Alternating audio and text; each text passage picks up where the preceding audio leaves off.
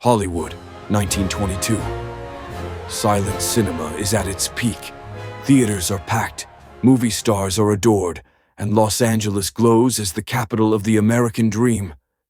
But behind the glitz and the silver screens, the city hides a darker soul, one made of excess, addiction, secrets, and scandal. It's in this golden age that one of Hollywood's most respected directors, William Desmond Taylor, is found dead in his Los Angeles home. A single gunshot, no witnesses, no killer. Only a mystery that more than a century later remains unsolved. William Desmond Taylor wasn't born in Hollywood. He was born in Ireland in 1872, under another name, William Dean Tanner. At 20, he left for America chasing fortune and adventure. He was handsome, educated, charming, but restless. He married a young woman, Ethel May Hamilton, and they had a daughter. For a while, life seemed perfect. Then one day in 1908, he vanished. No note, no warning. He simply disappeared, leaving behind his wife and child. Years later, a new man appeared in Hollywood. William Desmond Taylor, director, gentleman, visionary. He'd buried his past and reinvented himself from scratch.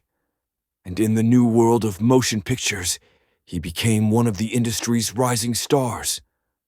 Over the next decade, he directed more than 40 films, worked with the biggest names of the silent era, and even became president of the Motion Picture Directors Association. To the public, he was refined, intelligent, and deeply respected. But under that polished image, secrets still lingered, waiting to resurface. The night of February 1st, 1922, seemed ordinary. Taylor spent the evening at home, on Alvarado Street in the Westlake district.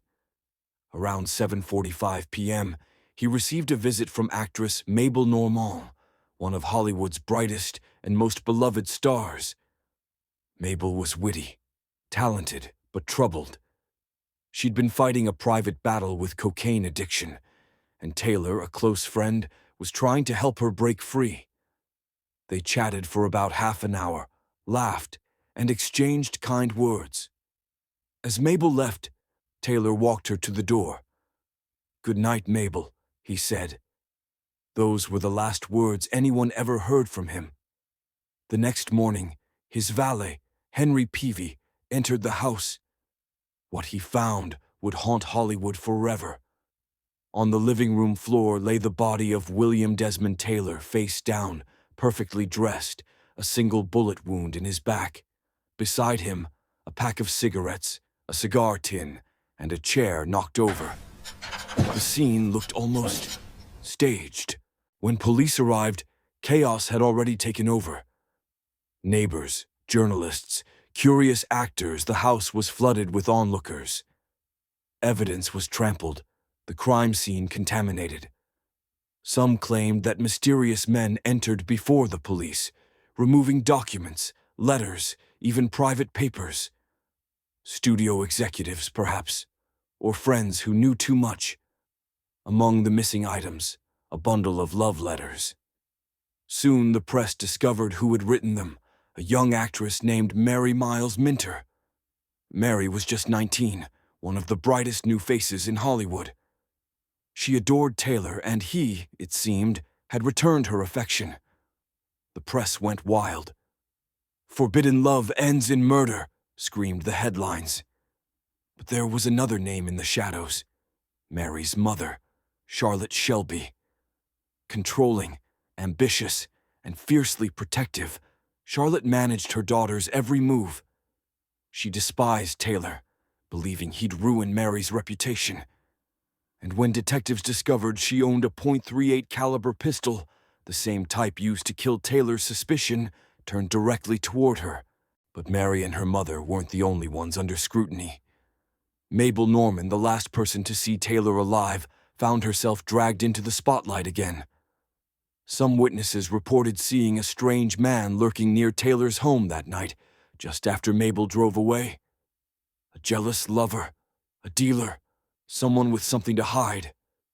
You see, Taylor had been working quietly with authorities to help crack down on drug trafficking in Hollywood, an effort that threatened several powerful people. Maybe his kindness had made him dangerous. While investigators chased rumors, the media turned tragedy into entertainment. Every day brought new theories, confessions, and wild speculation. The murder of William Desmond Taylor became Hollywood's first true crime sensation, a mix of scandal, sex, and celebrity that captivated the entire nation. Despite all the leads, no one was ever charged. Evidence disappeared. Witnesses contradicted themselves. Mary Miles Minter swore she was innocent. Mabel Norman's career collapsed under suspicion. Charlotte Shelby fled the country for years, only to return when the case had gone cold. Rumors persisted that Charlotte had privately confessed on her deathbed, or that an anonymous studio insider knew the truth all along. But nothing was ever proven.